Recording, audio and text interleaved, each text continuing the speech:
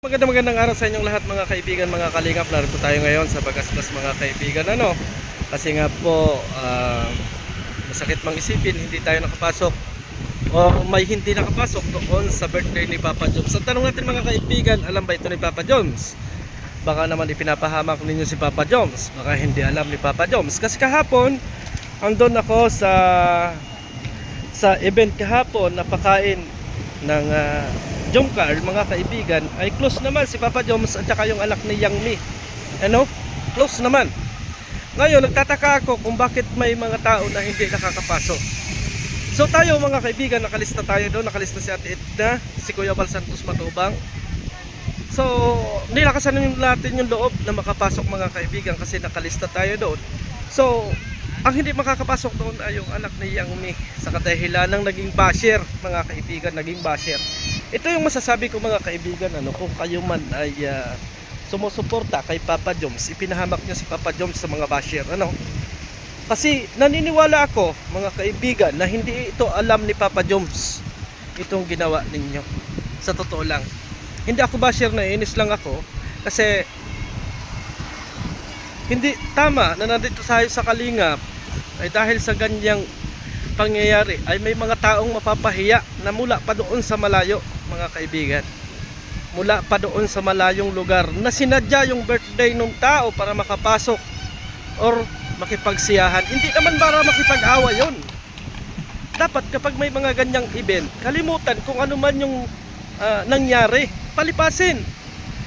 Palipasin sana ninyo mga kaibigan at wag nating ipahiya yung kapwa natin tao bilang tao. Hindi na bilang kung ano paman mga kaibigan. Hindi na bilang kung ano paman. Ang tanong dito mga kaibigan, ito ba ay may magandang maidulot kay Papa Joms na napakabait na tao ni Papa Joms? Sana mga kaibigan ay wag natin iba si Papa Joms dito kasi may isa akong nakausap.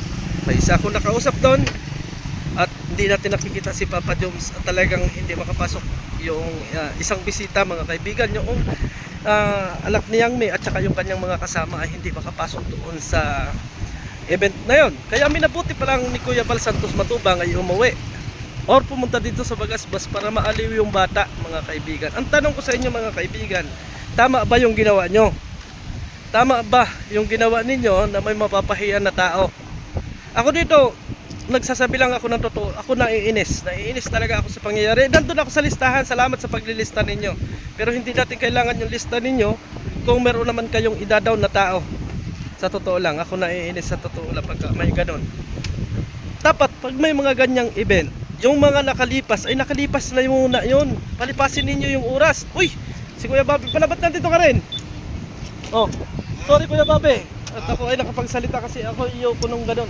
Ako prank ang tao ko Kuya Bobby, pasensya ka na. Ba't nandito ka pala? Andun ka rin kanina? Siyempre, parang hindi kasi maganda yung ganong gesture na ang isang founder ng Kalingap hindi mo papasukin or ang pangit ng sitwasyon. Kaya sabi ko, dahil nga nag-walkout naman si Kuya Bal, pang saysay, mag-stay ako doon. Siyempre, nasa Kalingap ang puso mo, dapat kasama ka ni Kuya Bal. Yan yung kasi hindi maganda pag nalamon tayo ng sistema ng pagbabangayan. Kaya nga, pero ang tanong ko dito ay makakaganda pa para kay Papa Joms itong nangyari ito? Hindi, matik yan bro, hindi. Kawawa naman si Papa Joms dito. Bro, alam mo ba, ito sasabihin ko sa'yo, na-inform ko si Rab, alam mo ba kung maliban kay Papa Joms na hindi masaya, si Kalingap Rab din nalungkot. Nalungkot din si Kalingap Rab. Bro, papa niya yan bro, hindi pinapasok. Grabe talaga. Pasensya ka na Kuya Bobby at ikaw pala nagpaparking dyan, ako ay nagsasabi. Okay lang yan bro.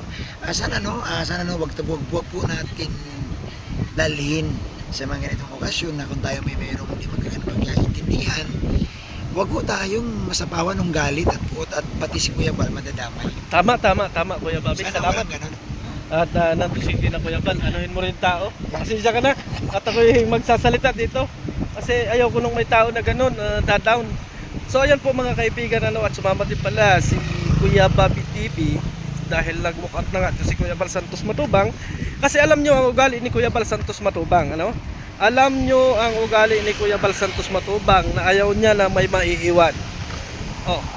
Ayaw niya nung may maiiwan. Ang sa akin dito, dapat kagabi pa lang dahil nagkasama-sama na tayong lahat mga kaibigan, ay dapat pinaunawa ninyo doon sa bata na wag ka nang pupunta rito kasi hindi kayo makakapasok, hindi yung oras ng event.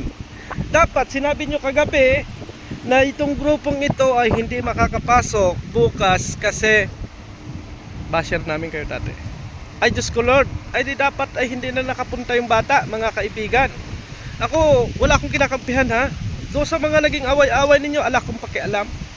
Ala kong pakialam kung ano pa man ang mga naging away-away ninyo. Ang naiinis ako, mayroong batang napahiya at nag-iiyak.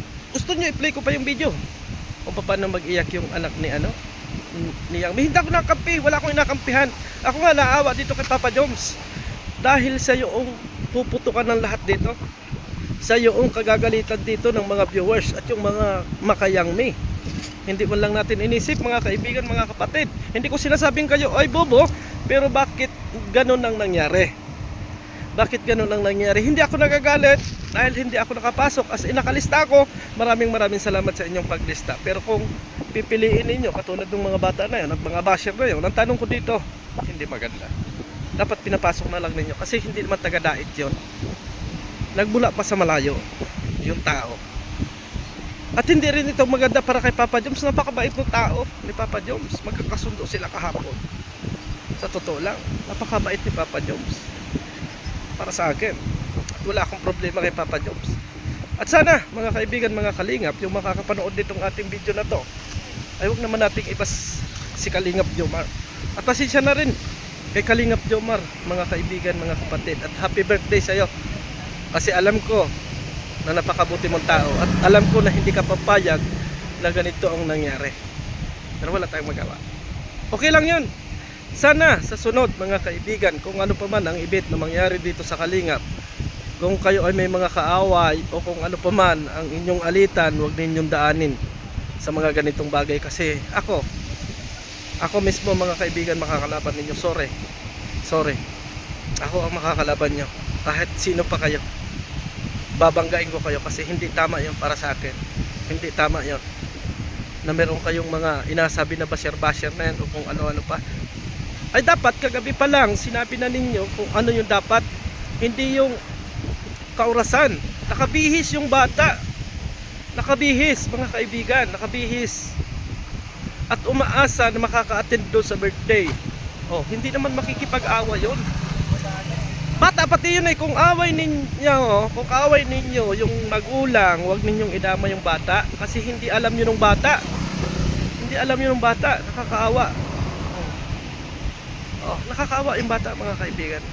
Sorry sa ating lahat mga kaibigan, pero hindi ko kaya na hindi ako magsasalita kapag may mga ganitong nangyayari mga kaibigan. Hindi ako pwedeng hindi magsasalita kasi ako mismo yung nakasaksi at ako ay hindi naniniwala na alam ito ni Papa Joms mga kaibigan. Sa totoo lang, hindi ako naniniwala. Kaya pasensya na doon sa mga ano dyan, sa mga nag-ano ng event na yan. Pero sana wag na ninyong ulitin. Wag na ninyong ulitin yung mga ganyang bagay kasi hindi maganda, no? Hindi maganda para sa akin. Mababas ko talaga kayo mga kaibigan kapag inulit pa ninyo yan. At sana wag maulit. Kung ano pa man yung magiging event dito sa Kalingap mga kaibigan, ay wag nang maulit itong pangyayaring ito. Hindi maganda. Nasa Kalingap tayo mga kaibigan, mga kapatid.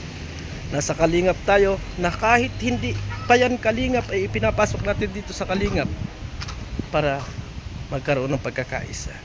Kung mayroong nagiging away dyan, kung mayroong nagiging pagtalo-talo dyan, magtalo-talo lang kayo, pero wag kayong magpipersonalan pagdating sa ganitong mga handaan at sa mga event.